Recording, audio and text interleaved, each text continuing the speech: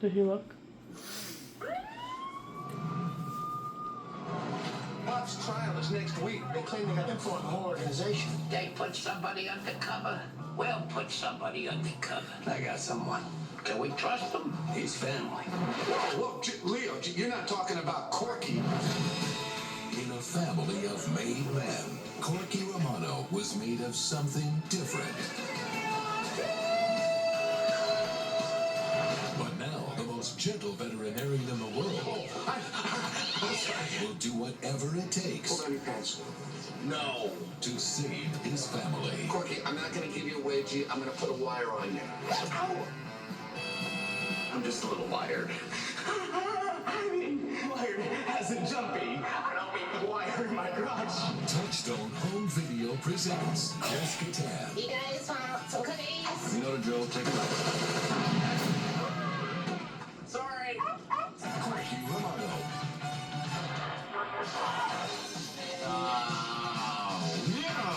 Come on, sing it! The reflex is another child.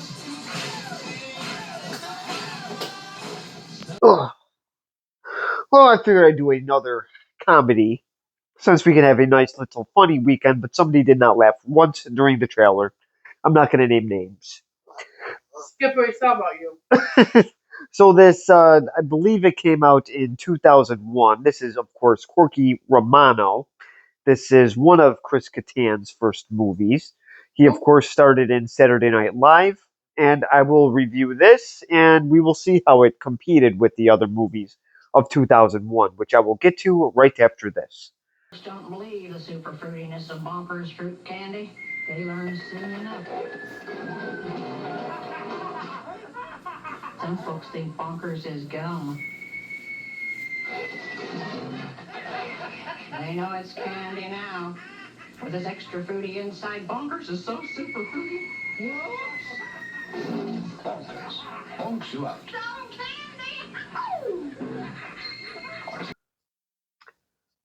Well, did anybody remember these candies, Bonkers? I know you haven't, but I don't remember when they stopped making them. So please comment below if you remember these.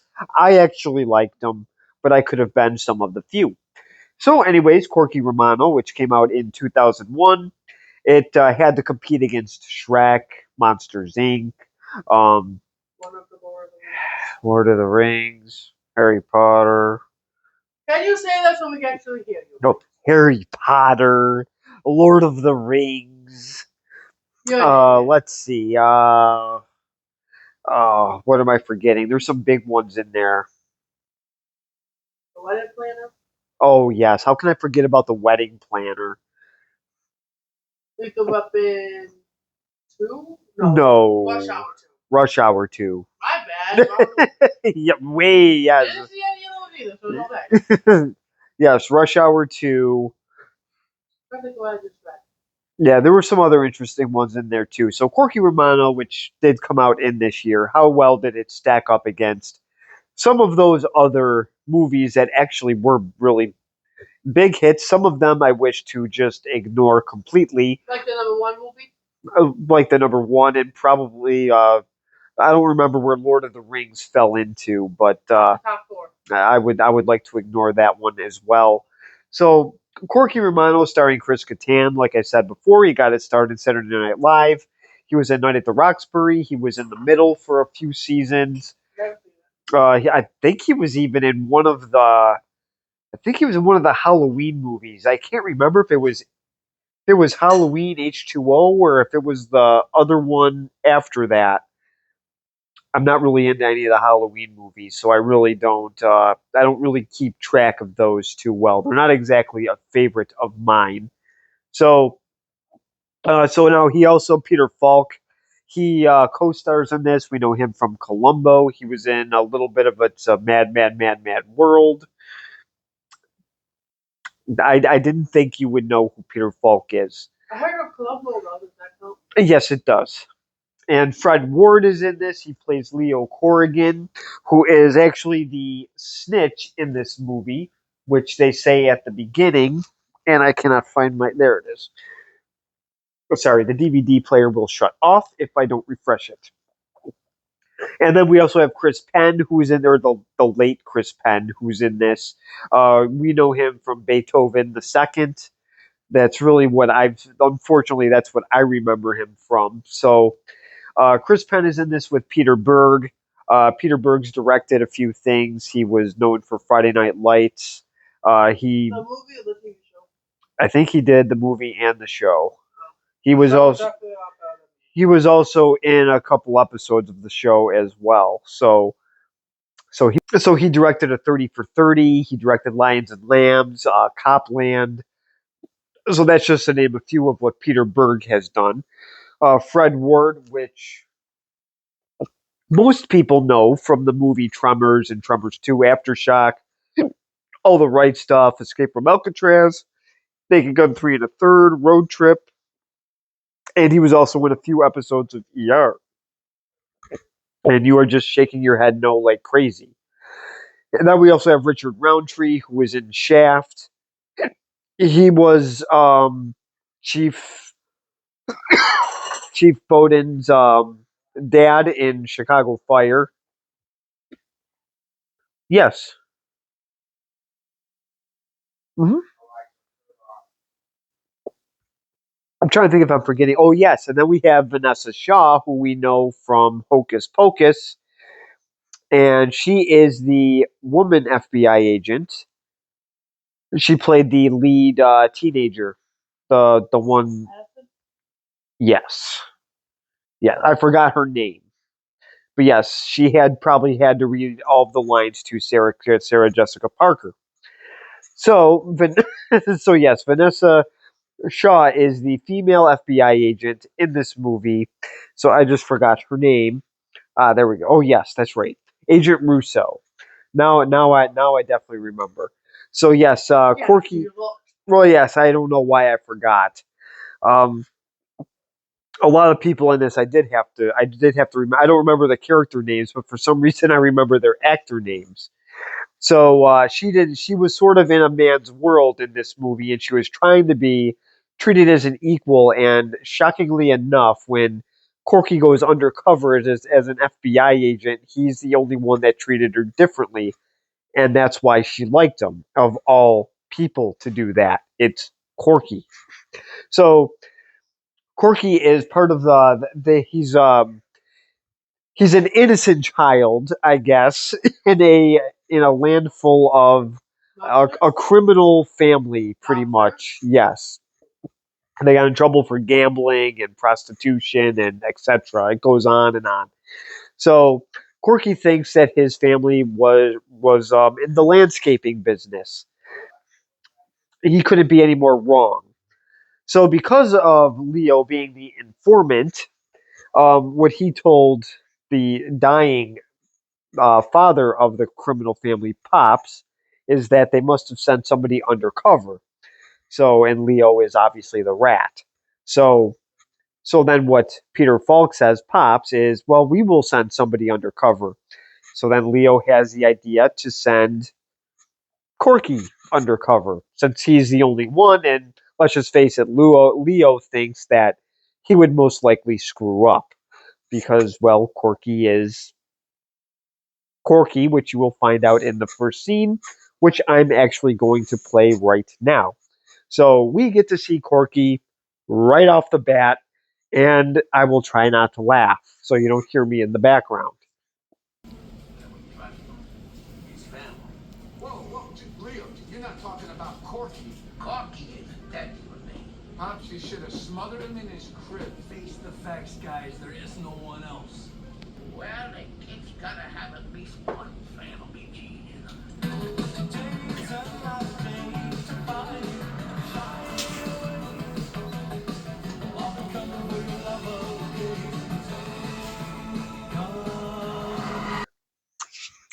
Well, obviously, he doesn't seem like the violent type. He is just singing in his car, bouncing back and forth, not paying attention to the road. He makes one of his neighbors mad, and then he just kind of waves and says, "Morning, Hank." We missed that part, by the way. So this does actually remind me of a classmate that I had, and in high school. So a couple of my friends are definitely going to laugh at this a lot more than maybe some other people were. But yeah, he actually does say some things that he actually used to say in our class. So yes, I did find some of these parts very, very funny. So I will show so the next clip I have is him actually being a veterinarian and him actually having to put an animal to sleep. And if he has trouble putting an animal to sleep, how is he going to deal with his criminal brothers? So this will be interesting. So I will show that clip in just a second.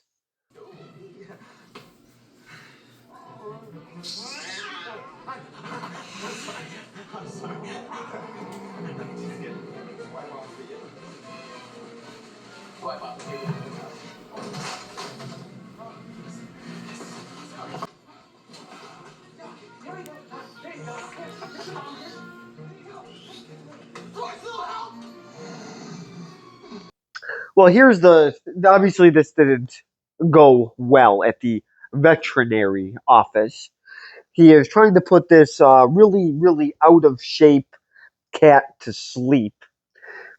So obviously, it this cat has got the figure of an aircraft carrier, pretty much, and she has to give it medication anally. So obviously, that wouldn't people really wouldn't enjoy doing that. So I guess she didn't want to do that, so then she had Corky to put it down. So he tries to, and everything just kind of goes to a disaster. The bird is almost eaten by this really big fat cat, so its appetite is obviously very much still intact. And then a snake ends up going up his pants. The little hamsters get out. So it's just a big chaotic scene at this veterinary office right off the bat. So it's already the comedy side has already come out. It didn't take long to get this out. So Corky goes home to his brothers, and let's just say he wants to hug them and act all nice and warm and fuzzy, and his brothers are not like that. Now, his one brother, Peter Berg's character, cannot read, and his other brother, Peter, the heavier guy, he is not straight, and he's an in the closet tough guy, pretty much. So he's trying to hide that, and because he's hiding it, that makes him a very violent person. So, so now Corky is with his dad right now. He actually leads up on his air tube, so he obviously has trouble breathing. His father does anyway. And now he's telling him about the family business, and he's also saying that he needs him to go undercover. So I will show you that clip in just a second. Much time I want you to go undercover as an FBI agent and destroy the evidence against me. But I have animals that depend on me. We'll send someone to fill in for you. Do you really think I'm the most qualified? I mean, The consensus is that you're the least qualified, but your family. could I, can I think about this? What's to think about, Corky? Can't you see Pop swallowed his pride just asking you to do this? When's the last time you lifted a finger for this family? So, you know. Well, that's not very nice. I'm trying to remember what part I was on. So this is where his dad is telling him that that he is to go undercover as an FBI agent. I mean, just imagine how this could go. The FBI, obviously, government agency, and they obviously don't. They probably don't smile a whole lot, and there's Corky that can't keep a smile off. Also, I would like to see what kind of tie he wears for this kind of job. I'm sure that I'm sure that the FBI allows real goofy looking and bright colored ties. So let's see how he does in the first 5 minutes, because I'm sure it goes incredibly smooth. So I will show that clip in just a second. Hey, James, and I was crying because I didn't want to go. But at the end of the summer, I was crying because I didn't want to leave. Isn't it weird how things just kind of work out that way? $50 says, you know. There's a man who leads a life of danger. To everyone he meets, he stands a stranger. Spread your arms, please. Odds on you won't live to see tomorrow. That's good. Empty your pockets, please, sir. Well, this is his first, not even 5 minutes. So he talks about some story at camp, which I don't know why he tells his brothers these kinds of stories. They aren't exactly the most sentimental people. They obviously wouldn't care. So then he shows up in front of the building, and all the papers go all over the place. Although I wouldn't be surprised if this is how government agencies do work. They're not exactly the most. I wouldn't be surprised if this actually does happen on a daily basis, the way that it works. So so he gets in there, and obviously he had some problems getting through security. But all he had to do was just show his identification, and they would have just let him through. And I do believe that Zach Galifianakis does make a cameo appearance when he is getting his identification, and we know him from the Hangover movies. So, so now he is pretty much in it. So he's undercover, but he's able to, let's just say, BS his way into some stuff with his boss, and he does this by having knowledge of animals and how animals in their larvae stage work, like maggots, for example. So I will show that little clip in the next scene where he's able to get away with things. So he may not be the most qualified for this, but in some ways, he is very, very smart, and that does show. So I will show that clip in just a second. Maggots. That is so gross. Maggots. Where? Right there, in their larval stage. Maggots take at least 18 Wait a minute. hours. Maggots take at least 18 hours to hatch. You're right. Change the time of death from 6 p.m. to before 12 p.m. Good work, H.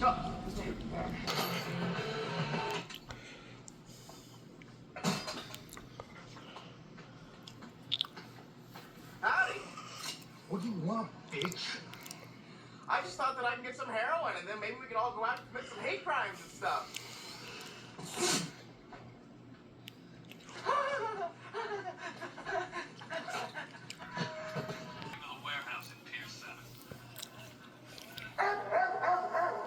You know, bad dogs aren't born, they're made.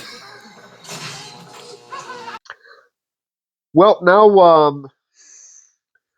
so the wait, what part? What did I leave off on? I thought there was a scene before this that I was. Oh, it was a long. That's right. Okay, it was a long clip. Okay, I remember now. Well, we made a little bit of an error here, so we pulled a little minor Polish Pegasus, but at least we have sound and video. So, anyways, so he sees the maggots, and he's able to kind of weasel his way with his animal skills, saying, "Well, the larvae take only this many days to hatch, so we can tell when the body was actually murdered in a way. They have a time frame." So so then after that, they and the thing is, this little bit of information that he gives the higher boss, Richard Roundtree, um, the head agent, moves him up a little bit, and he says, "Well, we'll give him more responsibility." So then they have him go to the a possible night vulture spot, and he goes with these skinheads.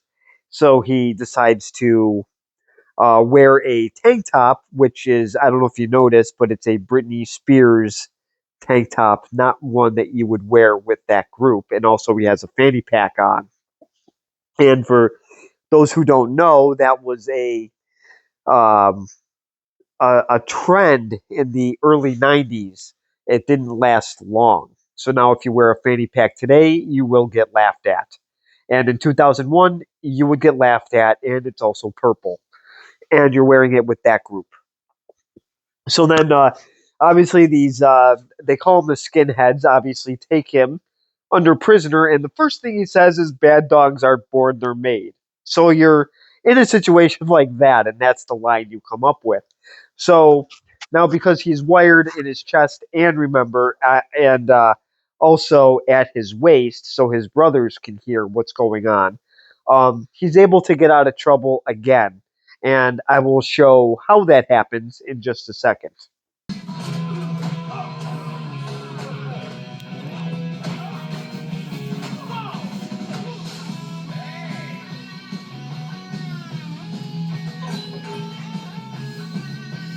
He must have disengaged his own. Well, so obviously he's able to get out of trouble by his brothers and some of the people that they bring on. So his brothers do save him here, and it now the next scene, since he like again he's getting recognition for this stuff. They think that he just took out pretty much five guys by himself. So now he is now there's a hostage situation, and they think it is that this could be the Night Vulture. So let's find out if it's actually true this time, and let's see how Corky is with a gun. How is he going to get out of this? Let's find out. You got the safety on.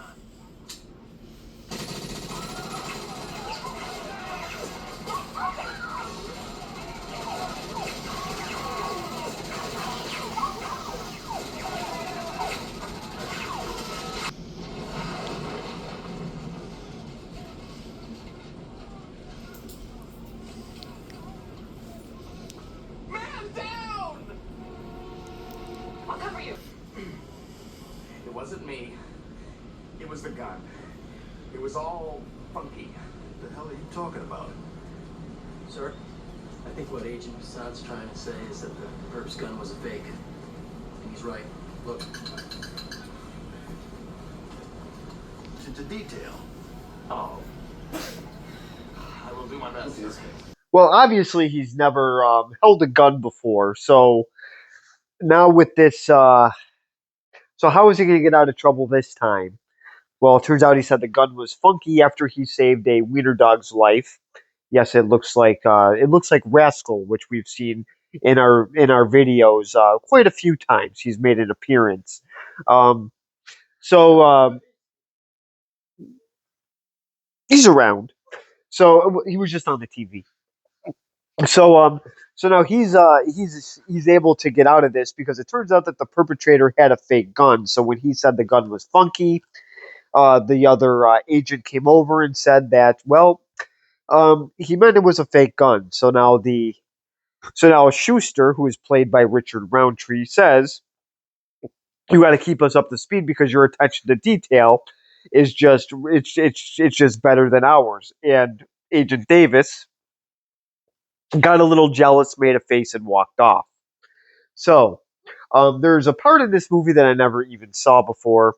So I'm actually going to show a still, and before that, Corky does get into some other situations and is able to kind of sneak away from it. So with those little things, it does lead up to this, and I will show the still in just a second.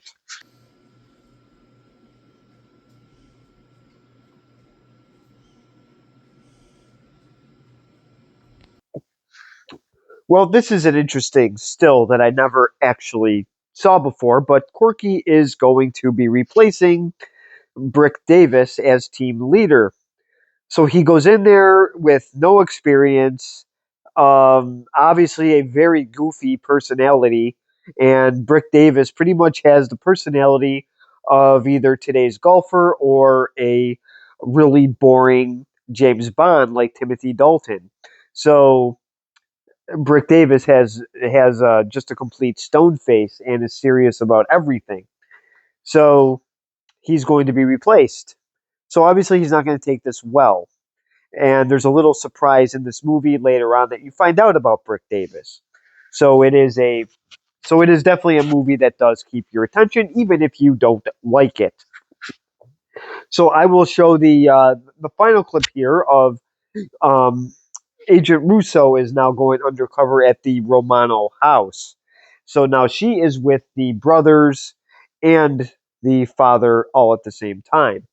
And oh yes, there were some other clips in here of his brother Peter, who of course has he is not straight. He was taking pictures of bikers' butts in some of these scenes. So his and apparently he has a picture of Matthew Perry in his bedroom. I wish they would have picked a different actor, like some I don't know anybody else, Richard Simmons or maybe Luke Perry would have been funnier than Matthew Perry, but anyways, that's the actor that they did choose. So whatever. It made me chuckle, but it wasn't. I thought they could have been more creative with that. So I will show the final clip, and it's pretty much it's something about his father that he didn't know. So I will show that in just a second. Why are you still here? I'm not leaving until I get the old man on tape talking about murder. I thought we were trying to get him for gambling or tax evasion, things like that. No, that's nothing. We want to put him away for life.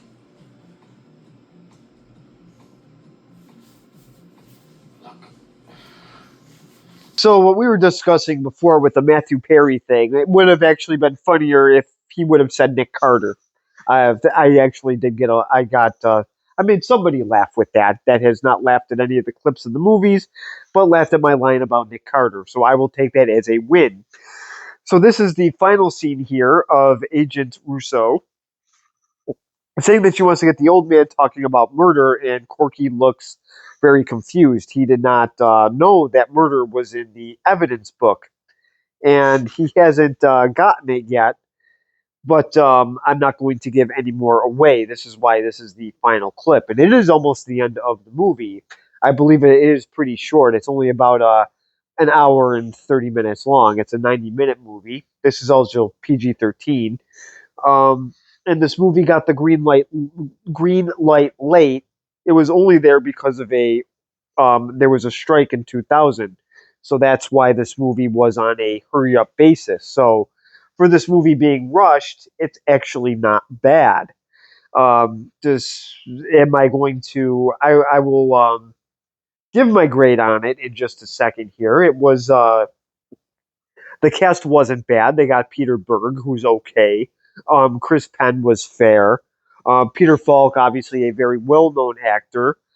Chris Kattan is a very limited comedian. He's only really good at playing goofy parts like this. He isn't a I wouldn't say he's a great comedian. He's a very limited comedian. He's really good at these kind of roles, which is goofy and quirky and kind of dorky in that kind of way. So he's perfect for a role like this. Obviously, Richard Roundtree was really good as a head agent. Brick Davis, who was played by Peter Galves, I believe his name is. He's obviously a really good antagonist. Sable had a cameo role. I'm sure people weren't too fond with that. Yeah, there were some scenes I didn't like in this. I don't really like the ninja scenes with the goofy noises and all that jazz. He did that with that little midget guy, the bald guy at the underground casino. That part could have gotten left out. Overall, as a comedy movie, it's not bad. Is it a classic? Not even close. But it is funny. It's enjoyable. It's one I watch a few times a year. Well, it is. Funny. Yes.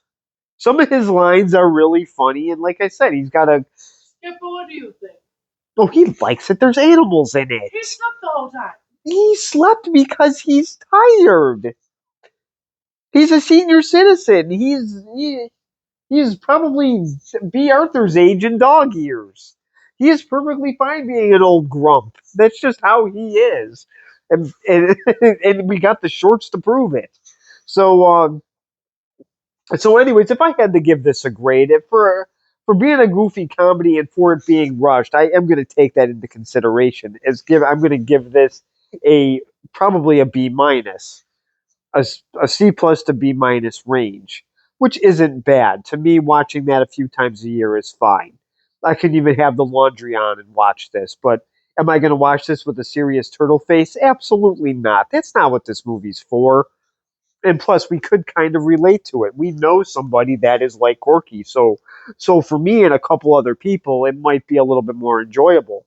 But for some, I'm not going to highly recommend this at all because I can see a lot of people disliking this movie too. So this is one I'm going to kind of put a I liked it, but I can see other people not. So I will say maybe try it, but I'm not going to highly recommend this. I'm not going to say, "Oh, see it tomorrow." I'm not going to even say what streaming service it's on because it's like I said, it's one that I just wouldn't go out of my way to actually see. I enjoy it, but that's just me. So comment below, subscribe if you want, and thank you for watching.